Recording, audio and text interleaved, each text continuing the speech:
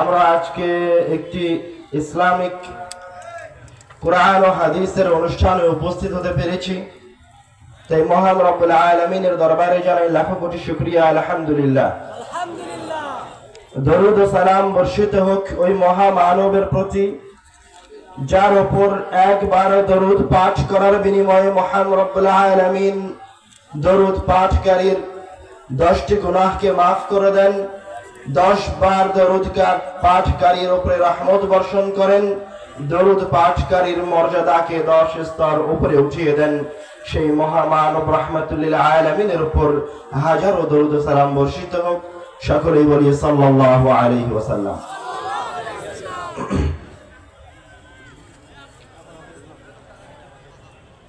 আলোচনা অনেক গুরুত্বপূর্ণ ছিল, কিন্তু দুঃখের সাথে বলতে হচ্ছে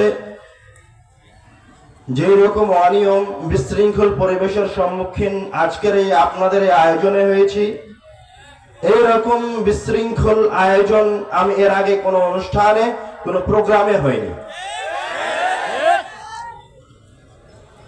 আমার আলোচনা শুরু করার কথা 9টার দিক থেকে,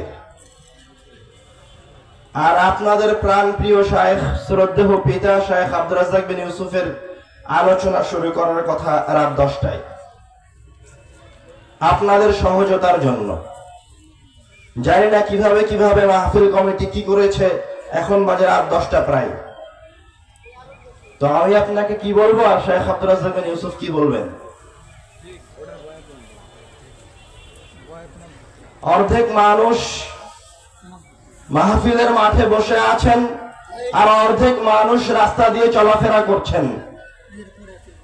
আপনারা কেন এসেছেন, আমরা কেন এসেছি, আর মাহফিল কমিটি কেন মাহফিল আয়োজন করেছে, আমার বুঝে আসে না। মাহফিলের দায়িত্বশীলেরা কোথায়?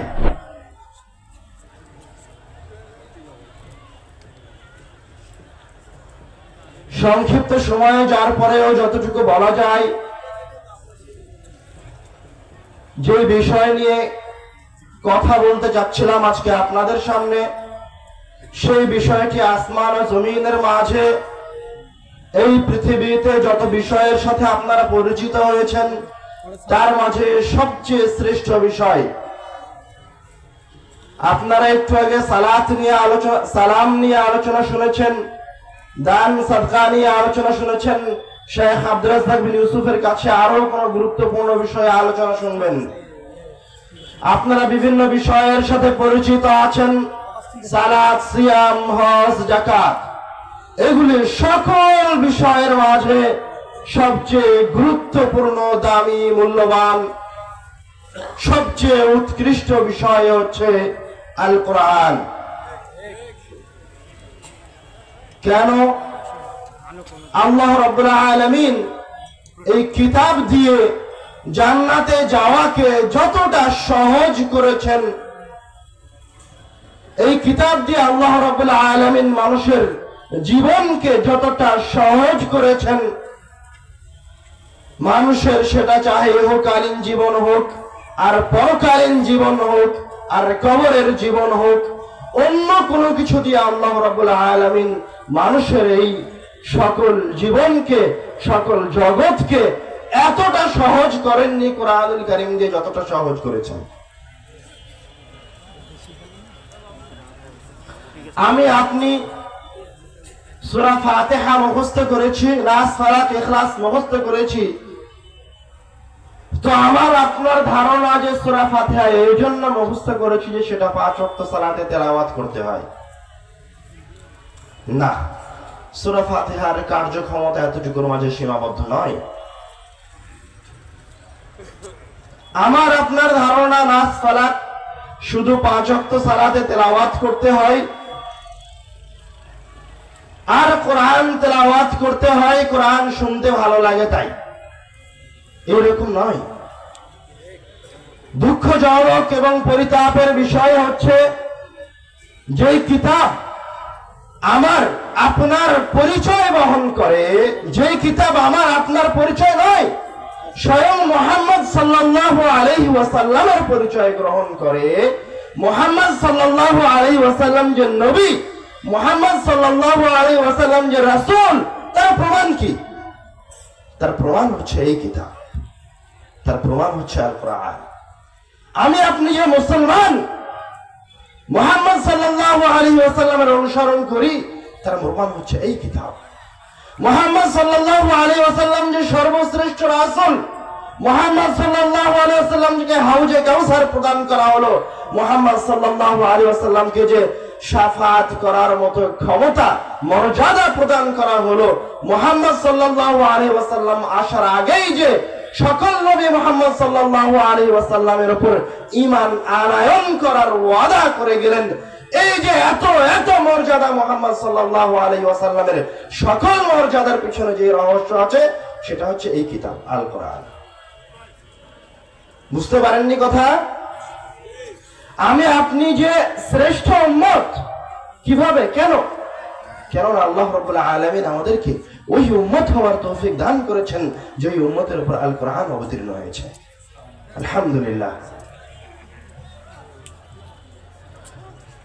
আবু মুসা আল-আশআরী রাদিয়াল্লাহু তাআলা আনহু থেকে বর্ণিত, তিনি বলেন রাসূল সাল্লাল্লাহু আলাইহি ওয়াসাল্লাম বলেছেন,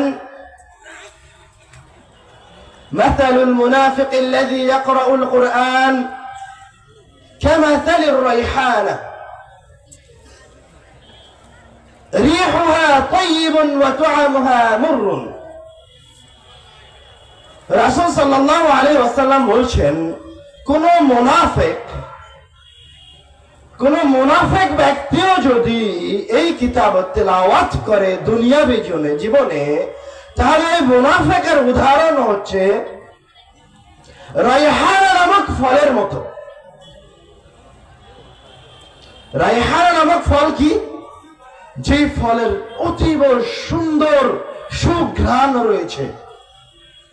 রিহুহা তাইয়িবুন ওয়া তা'আমুহা মুররুন।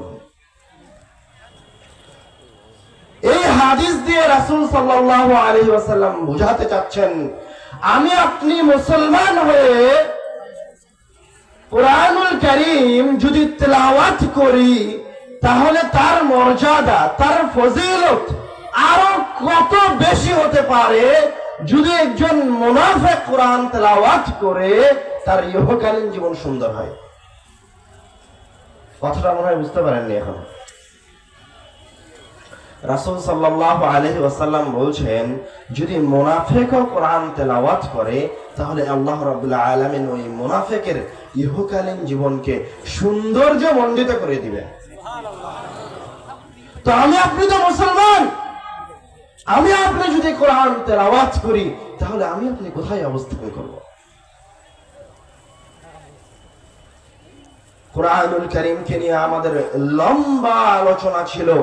তার আলোচনার মাঝে থেকে আমি কয়েকটা গুরুত্বপূর্ণ হাদিস বলবো, যেহেতু সময় অল্প।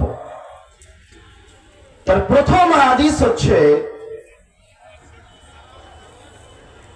عن ابن عباس رضي الله تعالى عنه قال قال رسول الله صلى الله عليه وسلم। ইবনে আব্বাস রাদিয়াল্লাহু তাআলা আনহু বলছেন, রাসূল সাল্লাল্লাহু আলাইহি ওয়াসাল্লাম বলেছেন, ইকরাউল কুরআন, তোমরা কোরআন তেলাওয়াত করো। فإن الله تعالى لا يعذب قلبا وعلى القرآن। কেননা আল্লাহ রাব্বুল আলামিন ওই আত্মাকে, ওই ব্যক্তিকে কোন দিন আযাবের সম্মুখীন করবে না যে আত্মা, যে ব্যক্তি কোরআনুল কারীম মুখস্থ করেছে। সুবহানাল্লাহ। তারপরে রাসূল সাল্লাল্লাহু আলাইহি ওয়াসাল্লাম বলেন, ওয়া ইন্না হাযাল কুরআন মা'জাবাতুল্লাহ ফামান দাখালা ফীহি ফাহুয়া আমিন। আর এই কিতাব হচ্ছে মা'জাবাতুল্লাহ, এই দুনিয়াতে, এই জমিনে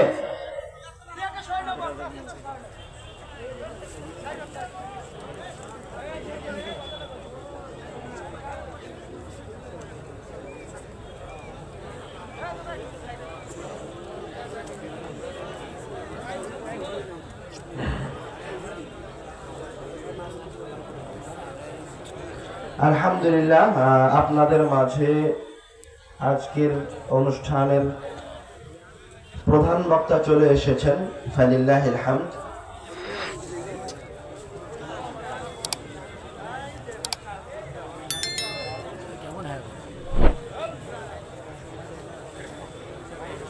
আলোচনা করবো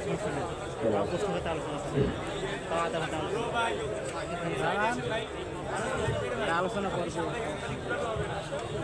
এখানে দাঁড়াই থাকবে 1 মিনিট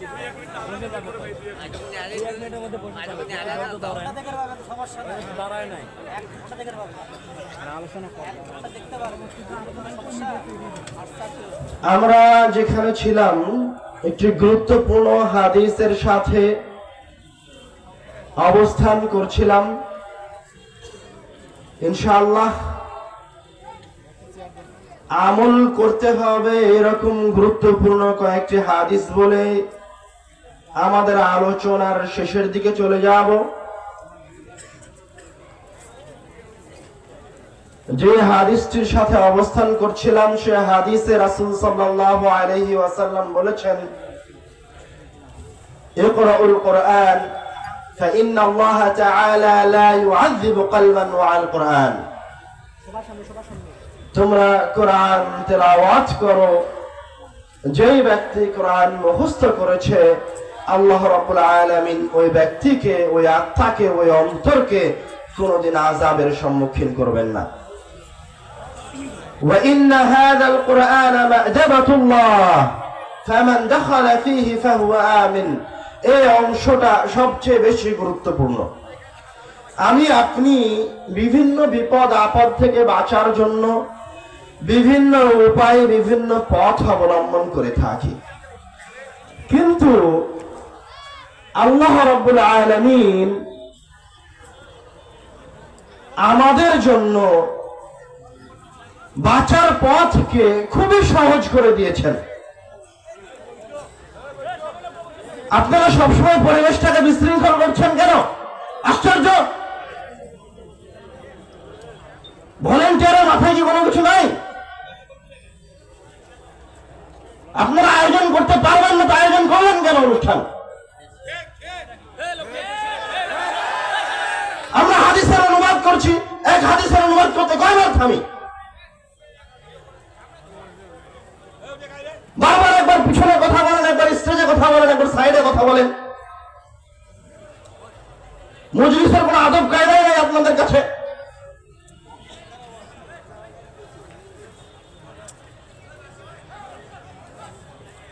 খবরদার, যারা একজন আরেকজনকে নিষেধ করছেন তারা এখন চুপ থাকেন।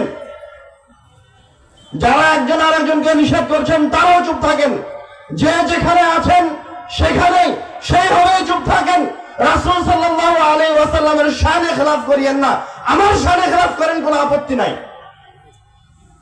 আমি যাওয়ার সময় আপনারা হট্টগোল করেন, আমার কোনো আপত্তি নাই। আমি রাসূলের হাদিসের অনুবাদ করছি, আপনি চিনলেন কিভাবে?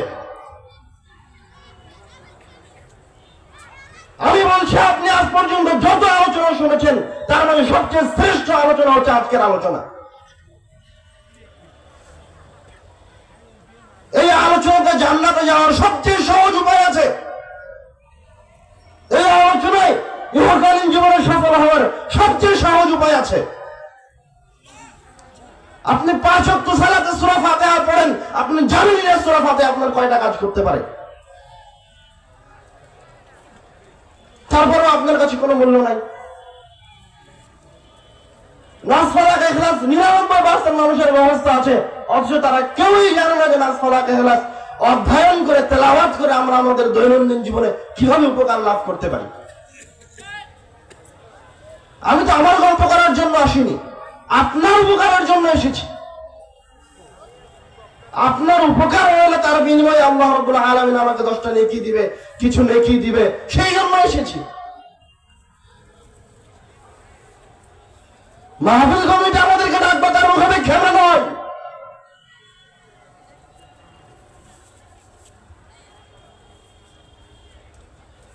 আমরা বলছিলাম আল্লাহ রাব্বুল আলামিন রাসূল সাল্লাল্লাহু আলাইহি ওয়াসাল্লাম আমাদের জীবনকে সহজতর করার জন্য বিভিন্ন বিপদ আপদ থেকে বাঁচার জন্য বিভিন্ন সময় বিভিন্ন সূরা দিয়েছেন, বিভিন্ন সময় বিভিন্ন ইবাদতের কথা বলে দিয়েছেন। আমরা এখন একটা গুরুত্বপূর্ণ হাদিসের দিকে যাই। عن أمامة الباهلي رضي الله تعالى عنه قال قال رسول الله صلى الله عليه وسلم رسول صلى الله عليه وسلم বলছেন من قرأ آية الكرسي دبر كل صلاة مكتوبة لم يمنعه من دخول الجنة إلا الموت।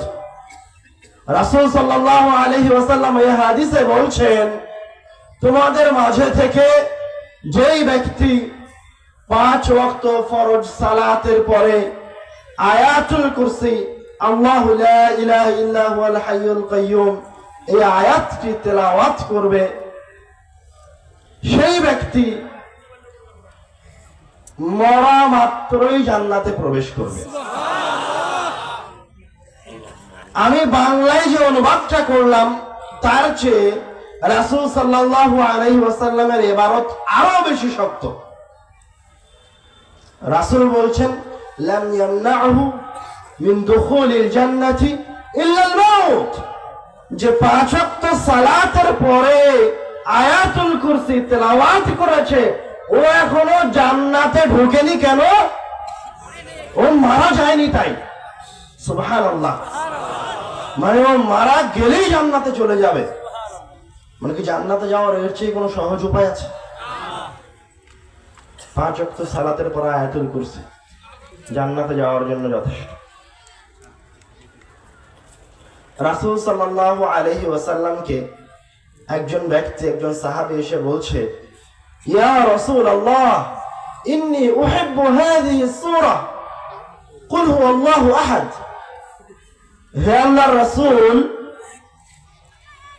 আমি কুল হুয়াল্লাহু আহাদ এই সূরাটি প্রচন্ড ভালোবাসি, সব সময় সদা সর্বদা এই সূরাটি তেলাওয়াত করতে আমার খুব ভালো লাগে। যখন রাসূল সাল্লাল্লাহু আলাইহি ওয়াসাল্লাম এই সাহাবীর উত্তর দিচ্ছে কিভাবে দেখেন, কত চমৎকার উত্তর।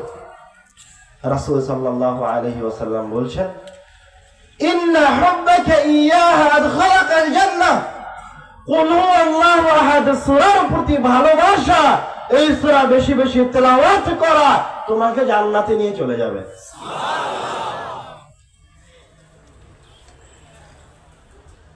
আরেকটা হাদিসে এসেছে রাসূল সাল্লাল্লাহু আলাইহি ওয়াসাল্লাম তার সাহাবীদেরকে জিজ্ঞাসা করছে, আয়াজিজু আহাদুকুম আন ইয়াকরা ফি লাইলাতিন সুলুসাল কুরআন, তোমাদের মাঝে কেমন কেউ আছে যে প্রত্যেক রাত্রে 10 পারা কোরআন তেলাওয়াত করতে পারে না? এবার সাহাবীরা আশ্চর্য হয়ে বলছে, কাইফা যালিকা ইয়া রাসূলুল্লাহ, কোরআনুল কারীম কয় পারা? 30 পারা। তো 10 পারা মানে কোরআনুল কারীমের 3 ভাগের 1 ভাগ। রাসূল এসে বলছেন, তোমাদের মাঝে কি এমন কেউ আছে যে প্রত্যেক রাত্রে 10 পারা কোরআন তেলাওয়াত করতে অক্ষম? তখন সাহাবীরা বলছে, কাইফা যালিকা ইয়া রাসূলুল্লাহ, 10 পারা কোরআন তেলাওয়াত করা কি এতই সহজ? এবার রাসূল সাল্লাল্লাহু আলাইহি ওয়াসাল্লাম সহজ করে দিচ্ছে। রাসূল সাল্লাল্লাহু আলাইহি ওয়াসাল্লাম কিভাবে সহজ করে দিচ্ছে দেখেন। রাসূল সাল্লাল্লাহু আলাইহি ওয়াসাল্লাম আল্লাহ রাব্বুল আলামিন আমাদেরকে কতটা ভালোবাসেন, আল্লাহ রাব্বুল আলামিন কতটা রহিম, কতটা রহমান। রাসূল সাল্লাল্লাহু আলাইহি ওয়াসাল্লাম বলছেন, কুল হুয়াল্লাহু আহাদ তা'দিলু সুলুসাল কুরআন, কেউ যদি কুল হুয়াল্লাহু আহাদ এই সূরাটি তেলাওয়াত করে তাহলে তার আমলনামায় 10 পারা কোরআন তেলাওয়াতের সমপরিমাণ নেকি লিপিবদ্ধ করা হবে। এখন কেউ যদি কুল হুয়াল্লাহু আহাদ এই সূরাটি 3 বার তেলাওয়াত করে তাহলে পুরো কোরআন তেলাওয়াত করলে যত নেকি হয় তত নেকি দেওয়া হবে। সুবহানাল্লাহ।